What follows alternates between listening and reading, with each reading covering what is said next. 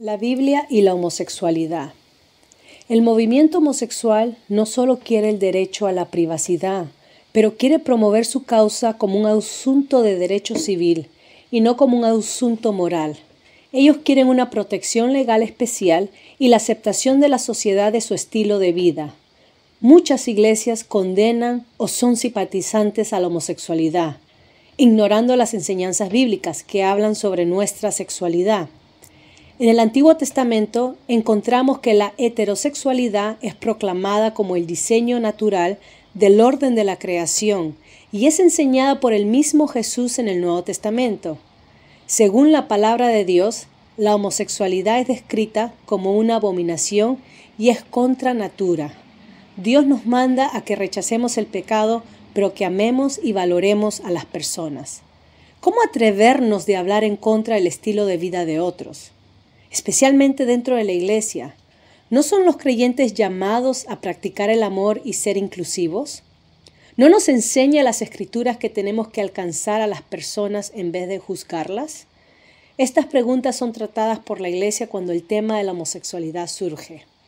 Principio número 1. El verdadero amor cristiano no ignora la inmoralidad y las vidas que son arruinadas por esta, pero habla con la esperanza de ayudar. El objetivo no es atacar a los homosexuales, pero dar una defensa bíblica de la enseñanza acerca de la homosexualidad y aquellos que están atrapados en este estilo de vida. La agenda del movimiento homosexual es, como hemos dicho, no solamente tener derecho a su privacidad, pero ser aceptados en el área pública. Premisa número 1. La homosexualidad no es un estilo de vida saludable ni natural.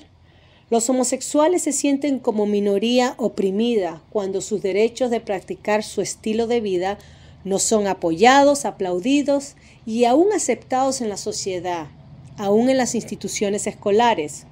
No nos engañemos, los homosexuales quieren que su estilo de vida sea aceptada al igual que la heterosexual.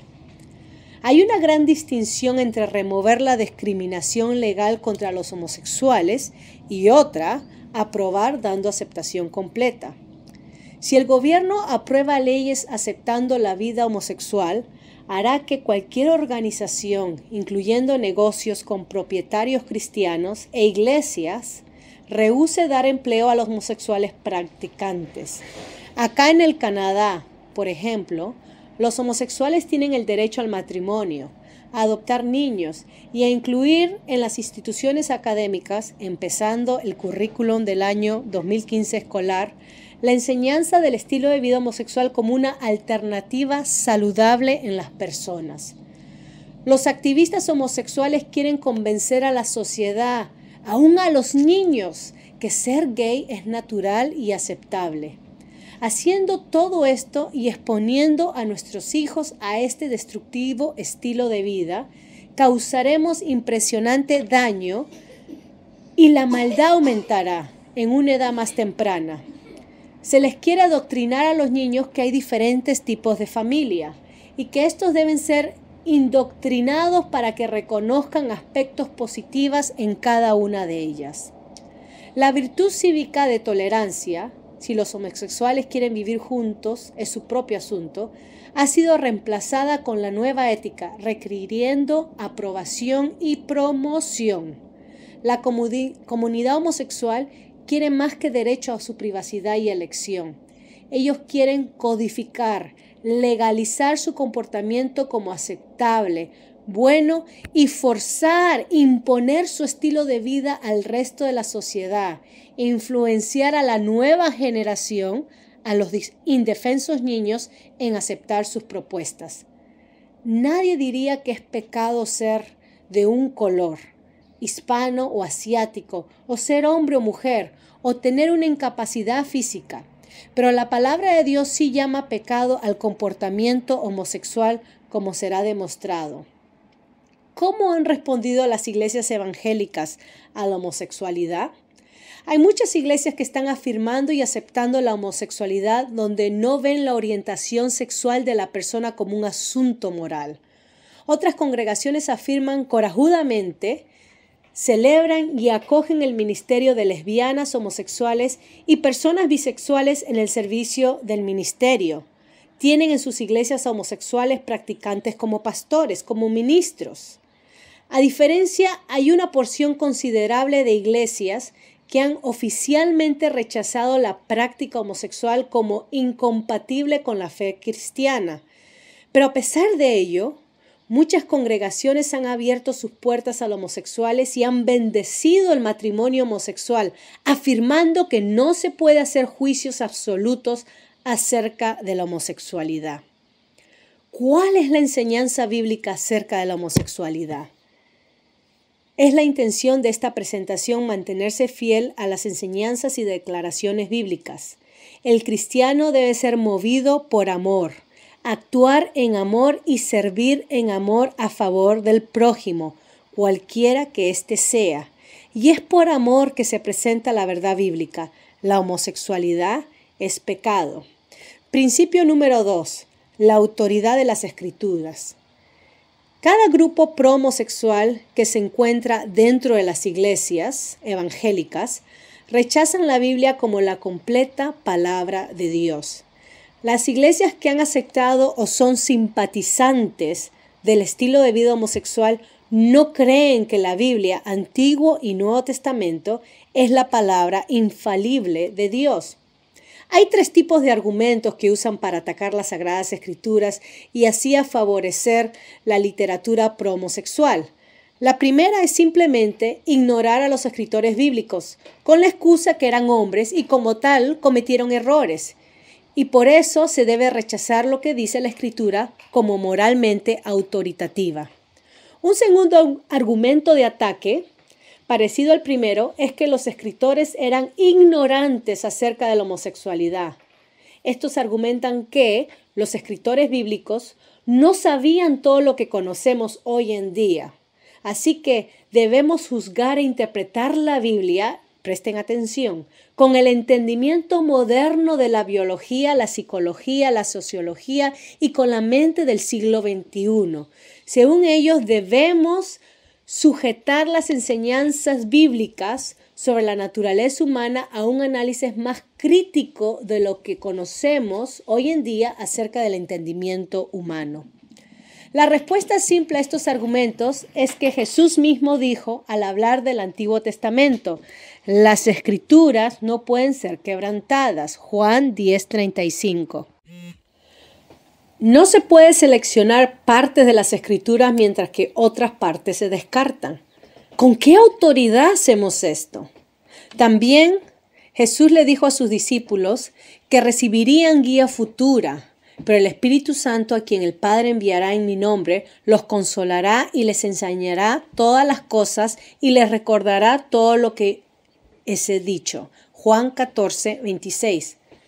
Según de Timoteo 3:16, toda la Escritura es inspirada por Dios y útil para enseñar, para redarguir, para corregir, para instruir en justicia. Es absurdo creer que el Creador del universo, autor de su palabra, al dirigir a los escritores bíblicos fue ignorante acerca de las cosas que ahora conocemos sobre la homosexualidad y las ciencias. Negar las declaraciones de las Escrituras sobre la homosexualidad sería negar completamente la superintendencia de Dios en la inspiración de las Escrituras. Según de Pedro 1:20, pero antes que nada deben entender esto: ninguna profecía de la Escritura es de interpretación privada, porque la profecía nunca estuvo bajo el control de la voluntad humana, sino que los santos hombres de Dios hablaron bajo el control del Espíritu Santo. Un tercer tipo de ataque es declarar que no importa lo que los heterosexuales piensan en la Biblia acerca de la homosexualidad, porque los homosexuales deben interpretar las Escrituras bajo sus propias experiencias. El problema es que cualquier persona podrá justificar cualquier tipo de comportamiento al decir que las Escrituras lo justifican, basado en su experiencia como autoridad final. Esto puede incluir comportamientos como el incesto, el adulterio, la fornicación y aún el bestialismo. Génesis 1 y 2 nos habla sobre la sexualidad humana. Hay que considerar cuál fue el propósito de Dios al crear la sexualidad humana. Desde el principio de la creación, Dios ha revelado el orden de la creación, especialmente al referirse a la sexualidad. En Génesis 1 se nos dice que el único propósito en crear a ambos sexos es la procreación. Y Dios creó al hombre a su imagen, lo creó a imagen de Dios. Hombre y mujer los creó. Y los bendijo Dios con estas palabras: reprodúzcanse, multiplíquense y llenen la tierra, domínenla. Sean los señores de los peces del mar, de las aves de los cielos y de todos los seres que reptan sobre la tierra. Génesis 1, 27 al 28. En el capítulo 2 de Génesis se nos relata que en adición a la procreación, Dios proveyó el factor de unidad en la sexualidad de ambos, que tiene que ver con llenar nuestra necesidad por compañía. Génesis 2:18. Después Dios el Señor dijo: no está bien que el hombre esté solo, le haré una ayuda a su medida. Después que Dios creó a Eva, se la presentó a Adán, y éste se regocijó por su nueva compañera. El capítulo concluye diciendo: por eso el hombre dejará a su padre y a su madre y se unirá a su mujer, y serán un solo ser. Y aunque Adán y su mujer andaban desnudos, no se avergonzaban de andar así. Génesis 2, 24 al 25. En este segundo capítulo de Génesis, varias cosas se emergen. Primero, el hombre tiene necesidad de compañía. Es lo que Dios dice. No es bueno que el hombre esté solo. Génesis 2:18. Segundo, Dios hace provisión para satisfacer esa necesidad. Creó a la mujer. Capítulo 2, versículo 19 al 23. Es en la mujer que el hombre llega a ser completo y es por eso que ella sale de él. Tercero, Dios ordenó la institución del matrimonio. Se nos dice que el hombre, primero, dejará padre y madre. Segundo, se unirá a su mujer. Y tercero, ellos serán una sola carne. Así encontramos que la heterosexualidad es proclamada como algo natural y parte del orden de la creación. En el Nuevo Testamento, cada vez que el tema de la sexualidad es presentada, la norma heterosexual del matrimonio es elevada, usada como un patrón. Por ejemplo, Jesús, al responder una pregunta, usó Génesis 1 y 2. Él le respondió: ¿acaso no han leído que al principio el Creador hombre y mujer los creó? Y agregó: por esto el hombre dejará a su padre y a su madre y se unirá a su mujer y los dos serán un solo ser. Así que ya no son dos sino un solo ser. Por tanto, lo que Dios ha unido, que no lo separe nadie. Mateo 19, 4 al 6. Por otro lado, el apóstol Pablo afirma la norma de la heterosexualidad en diferentes partes de sus epístolas, refiriéndose a los pasajes de Génesis. Ustedes pueden ver Efesios capítulo 5, 25 al 33, Primera de Corintios capítulo 7 del 2 al 3, versículos 10 al 16, Primera de Timoteo 3, versos 2 al 12. Los pasajes de Génesis 1 y 2 nos enseñan las verdades espirituales concernientes a la intención de Dios para mantener el orden de su creación. Es solo a través de la unión del matrimonio heterosexual que encontramos el cumplimiento del orden intencionado por Dios de procrear y la unidad en la pareja. En respuesta a esto, muchos escritores a favor de la homosexualidad afirman que aunque la unión homosexual no tiene el factor procreativo, tiene la satisfacción de formar la unión que habla Génesis 2. La Biblia afirma que la unión del hombre con la mujer no solamente es física, pero es una unión psicológica y espiritual. Simboliza la unión que debería existir y que solo existe entre un hombre y una mujer. Otro punto importante es que la homosexualidad anatómicamente no tiene sentido, es aberrante. No podemos engañarnos, creer que es natural el acto homosexual. La verdadera meta de la sexualidad humana no se limita a la satisfacción, pero es llegar a la unidad verdadera, el completamiento mutuo. La satisfacción es un producto o resultado del completamiento y esta no puede ser obtenida a través de la homosexualidad. Levíticos 18, capítulo 18 y capítulo 20. Capítulo 18, 22. No te acostarás con un hombre como si te acostaras con una mujer. Esto es un acto aberrante. Capítulo 20, 13. El que se acueste con otro hombre como si se acostara con una mujer será condenado a muerte. Junto con ese hombre han incurrido en un acto repugnante y serán los responsables de su muerte. Estas prohibiciones claramente condenan la homosexualidad como abominable ante Dios. ¿Por qué hoy en día son descartadas como irrelevantes?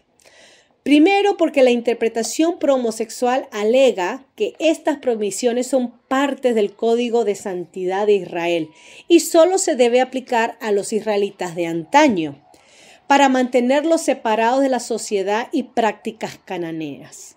Segundo, parte de este código no están vigentes hoy en día. Según esta defensa, así como prácticas de comer carne cruda, ponerse ropa de diferentes materiales o comer carne de cerdo no son guardadas, no es consistente y justo guardar y reprimir la práctica homosexual. Es importante aclarar que Dios no condenó ciertos comportamientos a los israelitas solo porque Israel debió mantenerse separado de las prácticas cananeas. ¿Por qué? Si los cananeos no practicaban el sacrificio de los niños o el bestialismo, ¿habrían sido estas prácticas correctas para los israelitas? De ninguna manera. Tener relaciones sexuales con los animales o matar a nuestros niños son en sí actos malvados e incorrectos. Aun si estas no son relacionadas con la adoración pagana, sí son abominables ante Dios. Si leemos todo el capítulo de Levíticos 18 y 20, nos damos cuenta que las mismas prohibiciones mencionadas en este pasaje, citadas antes y después en su contexto, son mencionadas en el pasaje de la condenación homosexual. Lean, por ejemplo, Levíticos 18, 21 al 23. Otras prohibiciones dadas en Levítico incluyen el incesto y el adulterio. Levíticos 18, 6, capítulo 20, 10. ¿Fueron estas prácticas condenadas porque los cananeos la ejercitaban? Argumentar de esta manera sería necedad y negar que hay morales eternas y absolutas. Pero ¿cómo respondemos a las otras partes del Código de Santidad que no mantenemos hoy en día? El Código de Santidad contenía diferentes tipos de mandatos. Algunos eran relacionados con las regulaciones dietéticas o la limpieza ceremonial, y estos han sido cancelados en el Nuevo Testamento. Lean Colosenses 2, del 16 al 17, Romanos 14, del 1 al 13.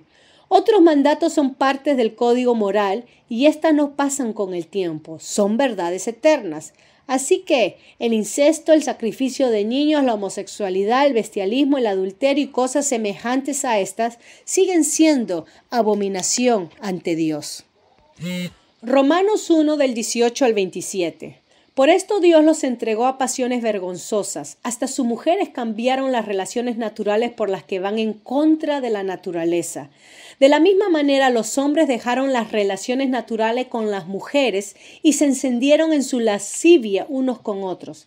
Cometieron hechos vergonzosos, hombres con hombres, y recibieron en sí mismos la retribución que merecía su perversión. Estos son los versos del 26 al 27.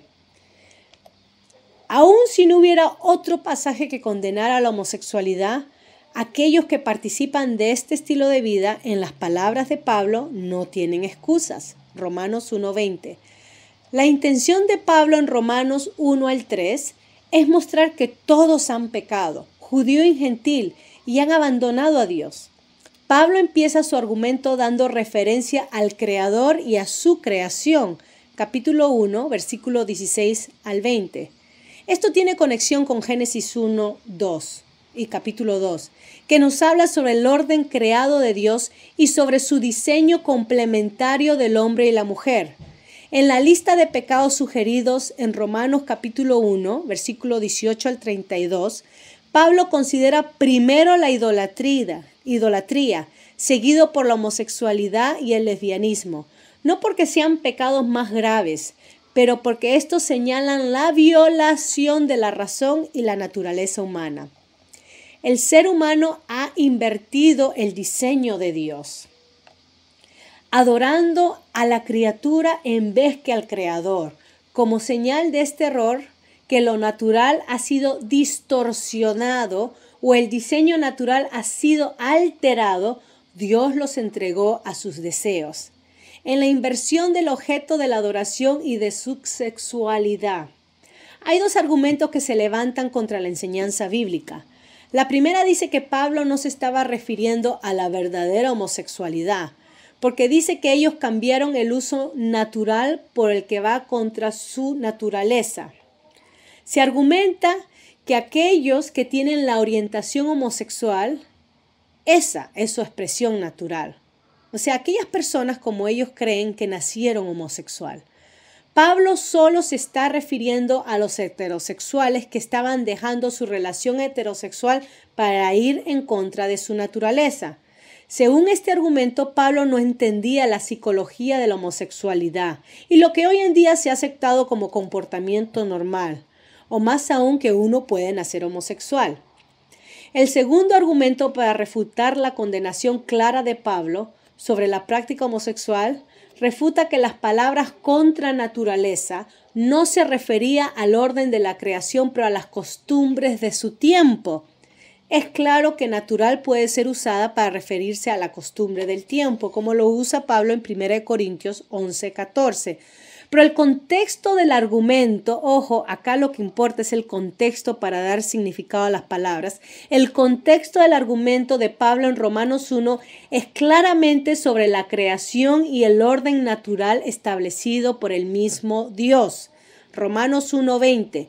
Porque lo invisible de Dios, es decir, su eterno poder y su naturaleza divina, se hacen claramente visibles desde la creación del mundo y pueden comprenderse por medio de las cosas hechas, de modo que no tienen excusa. Verso 25.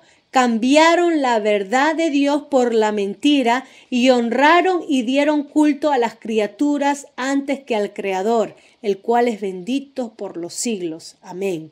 Así que Pablo está acertando que la homosexualidad es una violación severa del diseño natural de Dios para su creación. 1 Corintios 6, verso 9 y 1 Timoteo 1, 10. Solamente voy a leer el pasaje 1 Corintios 6, 9. ¿Acaso no saben que los injustos no heredarán el reino de Dios? No se equivoquen, ni los fornicarios, ni los idólatras, ni los adúlteros, ni los afeminados, ni los que se acuestan con hombres. 1 Corintios 6, 9. En ambos pasajes, 1 Corintios 6, 9 y 1 Timoteo 1, 10, el apóstol Pablo declara que aquellos culpables de la inmoralidad sexual no heredarán el reino de Dios. En el tiempo que Pablo escribió, no había una palabra que correspondía a la palabra que hoy nosotros usamos como sexual. En vez, él describe el comportamiento homosexual como lo hemos visto en Romanos 1, 26 y 27. La palabra que Pablo usa acá es prostituto masculino, se traduce a prostituto masculino o ofensor homosexual. Estas han sido traducidas de diferentes maneras, ya que muchos han tratado de quitarles el impacto de lo que Pablo estaba diciendo, argumentando que Pablo estaba condenando la prostitución homosexual o la pederastía, aquellos hombres que tenían relación sexual con los menores. Hay que ver las definiciones del léxico griego para darse cuenta que las palabras de prostituto masculino o ofensor homosexual se referían a la homosexualidad. Personas afeminadas, hombres o niños, personas menores de edad que permitían que se les abuse sexualmente. Si Pablo estaba condenando algunos tipos de homosexualidad, él hubiera especificado esto. En vez, él usa directamente la traducción griega de la Septuaginta para traducir las prohibiciones en contra de la homosexualidad que está en Levíticos 18, 22 y capítulo 20, 13, como se ha mencionado. Pablo, como un rabino entrenado, era consciente de estas condenaciones de Levíticos, cuando usó su vocabulario de 1 Corintios y 1 Timoteo. Preguntamos, ¿es la homosexualidad natural o saludable? ¿Cómo lo declara el movimiento homosexual? La respuesta de las Escrituras es no. Esta no es mi opinión personal. Esto es lo que la Escritura me dice y lo que debo de aceptar y creer. Es no. Y como creyentes no debemos estar envueltos en comportamiento homosexual o aprobarlo de los que practican. Romanos 1:32. Como creyentes tenemos el deber de llevar el amor de Cristo y su evangelio a las personas, que es Él, nuestro Señor Jesús, el único que tiene el poder para cambiar vidas. Como creyentes debemos estar en contra del odio y la violencia dirigida a los homosexuales o a cualquier grupo, recordando que todos somos pecadores dignos del justo juicio de Dios. Como creyentes debemos recordar que todos tenemos pecado en nuestras vidas y que somos tentados en diferentes maneras, sea al homosexualismo, al adulterio, al incesto, la avaricia, la violencia, la envidia, el orgullo, lo que sea. Pablo usó la ley para mostrarnos que nuestro pecado espera el juicio eminente de Dios. Pero aquellos que verdaderamente desean seguir a Dios anuncian las buenas del Evangelio, porque la paga del pecado es muerte, mas la dádiva de Dios es vida eterna en Cristo nuestro Señor. Romanos 6:23. Para todos aquellos que aceptan este regalo, incluyendo homosexuales, hay reconciliación con Dios. Experimentamos el nuevo nacimiento como hijos de Dios y obtenemos de su gracia para cuando necesitamos ayuda para el oportuno socorro. Dios te bendiga. Escucha a Dios hablando a tu vida y deja que Él te cambie y te transforme. Que estas sean palabras de amor y no palabras de juicio. Es cuando rechazamos la palabra de Dios que su palabra se convierte en juicio en nuestras vidas.